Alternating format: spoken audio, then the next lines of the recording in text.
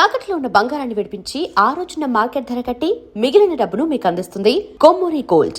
సరే, ఇక్కడ ఒక చిన్న డౌట్. యాక్చువల్గా ఆ పాటలో కానీ ఆ సినిమాలో కానీ ఆ రజనీకాంత్ సిగరెట్ ఎగరేసి పట్టుకునే ఆ స్టైలు, నిలబడే ఆ స్టైలు, దానివల్లే ఆయనకంటూ ఒక మంచి సినిమాలు రావడము, మంచి మాస్ మార్కెట్. ఇమేజ్ వచ్చేసింది ఆయన. ఆ రోజు కానీ బాలచంద్ర గారు ఏ మాత్రం కాంప్రమైజ్ అయ్యి వదిలేయ్యా అని ఉంటే అదే. ఏమయ్యేది?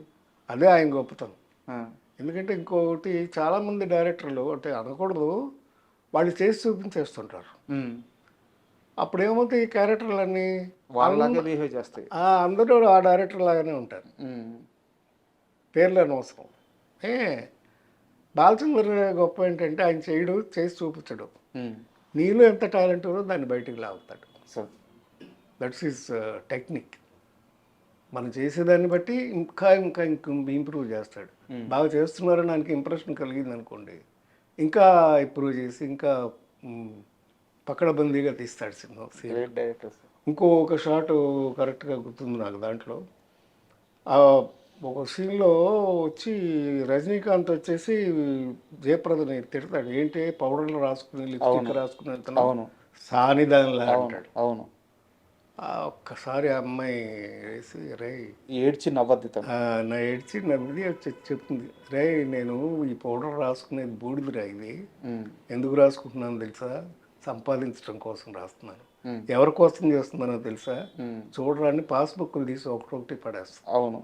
ఇది నీ చెల్లెళ్ళు పెళ్లి కోసం, ఇది నీ గుడ్డి తమ్ముడు ఆపరేషన్ కోసం, ఇది దీనికోసం. అట్లాగా అందరి పేర్ల డబ్బులు సేవ్ చేస్తున్నాను రా, నా పేరున ఒక్క పాస్బుక్ ఉందేమో చూడు, అవును, చెప్పరా ఏమన్నా ఉంటే, ఉండమోపి నువ్వు చెప్పేది ఏమిట్రా, ఆ రోజున నువ్వు వచ్చి నిలబడు, ఇంటి పెద్దగా నిలబడు, ఆ రోజు నేను ఇంట్లోంచి నువ్వు మెడబట్టి బయటికి ఇంటూ నేను హాయిగా వెళ్ళిపోతా అని చెప్తుంది.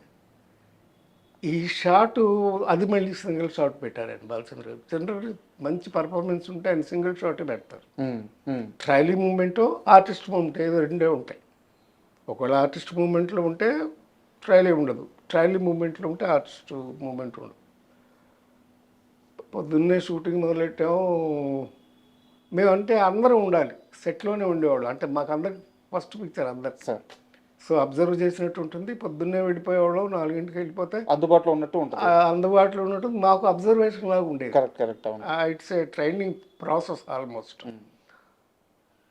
పొద్దున్నే మొదలుపెట్టాము షూటింగు, సాయంత్రం అయిపోయింది ప్యాకప్.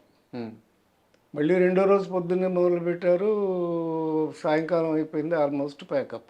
కాలేదా షార్ట్? కాలేదు షార్ట్. ఓకే. వాళ్ళ జయప్రద చిన్నపిల్ల ఆల్మోస్ట్, అప్పటికి తనకి ఒక 17 ఏళ్ళు 18 ఏళ్ళు అంతే, అనుభవం కూడా లేదు. అంటే మేమంటే కొంచెం ఇన్స్టిట్యూట్లో ట్రైన్ అయ్యి వెళ్ళాం కనుక రజనీకాంత్ కానీ నేను కానీ అందుకుని చేసేవాళ్ళం. తను నిజంగా కంగారు పడిపోయింది. మేకప్లో రూమ్లోకి వెళ్ళిపోయి నేను రాజమండ్రి వెళ్ళిపోతాను, నా సినిమా వద్దు చేశారా, ఏడుస్తుంటే అప్పుడు పక్కనే కూర్చుని నేను రజనీకాంత్ మేకప్ రూమ్ అక్కడే న్యూటన్ స్టూడియో అని బాగా గుర్తుంది.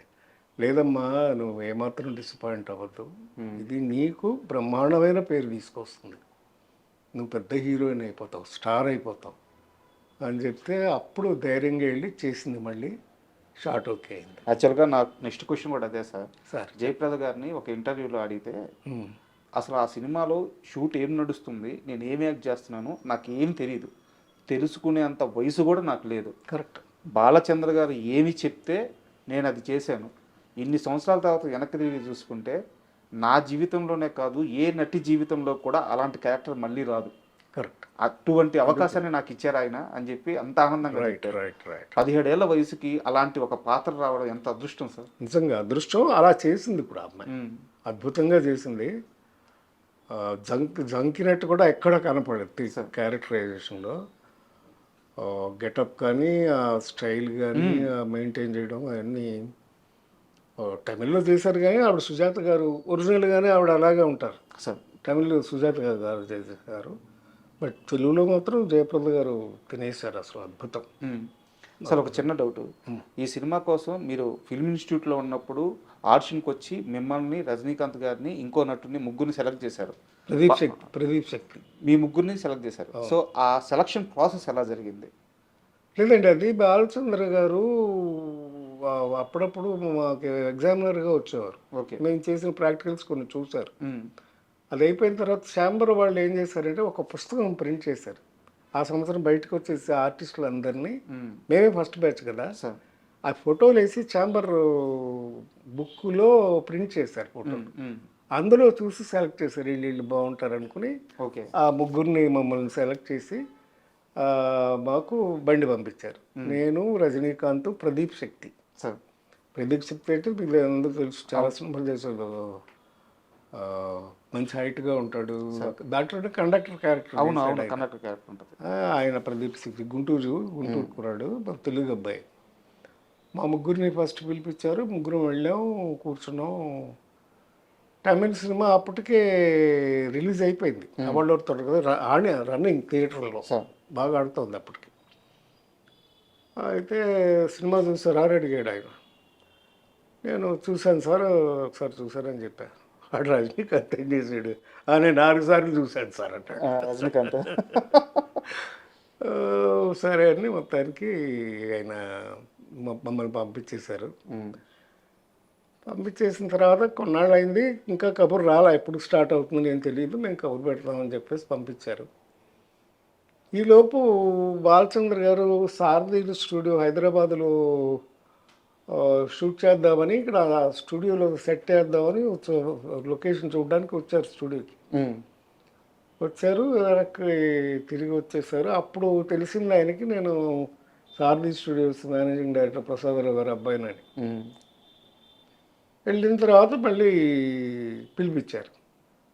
పిలిపించి, ఏంటి నారాయణరావు నాకు ఎందుకు చెప్పలేదు నువ్వు, మా డిస్ట్రిబ్యూటర్ కొడుకునేవని, స్టూడియో ఓనర్ కొడుకుని నాకు ఎందుకు చెప్పలేదు అన్నాడు. లేదు సార్, నేను ఇండివిజువల్గానే ఇన్స్టిట్యూట్లో చదువుకుని వచ్చాను, అదే క్వాలిఫికేషన్ కదా, అందుకని నేను చెప్పడం ఇష్టం లేక చెప్పలేదు సార్ అన్నాడు. వెరీ గుడ్, నీకు వేషం కన్ఫర్మ్ చేస్తానని వేషం కన్ఫర్మ్ చేశాను. సో అలాగా రజనీకాంత్ గారితో ఎలా జరిగింది? అది ఇద్దరికి అలాగే ఉంది. రజనీకాంత్ కూడా మేము ఫస్ట్ టైం వెళ్ళినప్పుడే ఆయన ఇంటర్వ్యూ చేశాడు, చేసి పంపించేశారు. తర్వాత షూటింగ్ పిలిచి మళ్ళీ వేషం కన్ఫర్మ్ చేశారు. ఈ ఇంటర్వ్యూకి వస్తున్నాను అన్నప్పుడు చాలామంది పెద్దవారితో మాట్లాడాను. వాళ్ళు చెప్పిన ఒక మాట నాకు చాలా అంటే ఆశ్చర్యం, ఆనందం కూడా కలిగించింది. అలాంటి మనిషిని కలవబోతున్నానని. ఓకే. ఇప్పుడున్న సౌత్ కాదు, ఓవరాల్ ఇండియన్ ఫిలిం ఎవరైతే మనుషులు ఉన్నారో, ఆర్టిస్టులు ఉన్నారో, స్టార్స్ ఉన్నారో, రజనీకాంత్ గారిని రే అని పిలవగలిగిన ఒకే ఒక్కడు నారాయణరావు. ఈ రోజు నువ్వు వెళ్ళి ఆయన్ని కలవబోతున్నావు అని చెప్పారు. ఎప్పుడు ఒకే దీంట్లో ఉన్నాం, ఎప్పుడు కాదు, వాళ్ళు ఇద్దరికి అలవాటు ఉంది కానీ ఒకే సిగరెట్ కాల్చేవాళ్ళం. షేరింగ్ అంత క్లోజ్గా ఉండేవాళ్ళం. మా ఇంటికి వచ్చేవారు. మా అక్కయ్య వాళ్ళ కాపురం మెడ్రాస్లో ఉండే. సో మా అక్కయ్యని పిలిచేవాడు, భోజనాలకు కానీ వాటికి కానీ రావటం, చాలా క్లోజ్గా ఉండేవాళ్ళం.